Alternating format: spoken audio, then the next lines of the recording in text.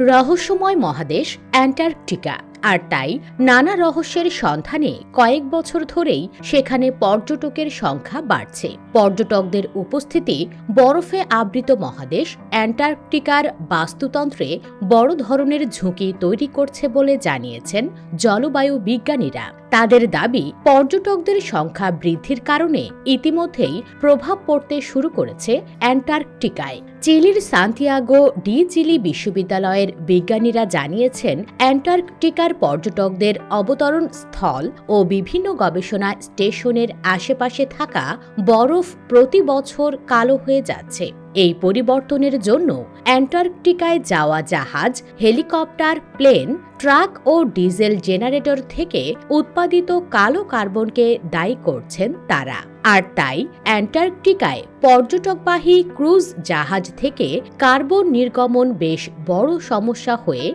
দেখা দিয়েছে। অ্যান্টার্কটিকায় পর্যটকদের ভ্রমণের ফলে যাত্রী প্রতি 5.44 টন কার্বন ডাই অক্সাইড নির্গত হয়ে থাকে। বিজ্ঞানীরা সম্প্রতি অ্যান্টার্কটিকায় একটি তাপ প্রবাহ পর্যবেক্ষণ করেছেন। সব মিলিয়ে অ্যান্টার্কটিকার জলবায়ুর উপরে পর্যটকদের উপস্থিতি বড় ধরনের প্রভাব ফেলছে। এই প্রবণতা ভবিষ্যতে আরও বাড়তে পারে। আর তাই অ্যান্টার্কটিকায় পর্যটকের সংখ্যা দ্রুত বৃদ্ধি পাওয়ার বিষয়ে উদ্বিগ্ন হয়ে পড়েছেন জলবায়ু বিশেষজ্ঞরা।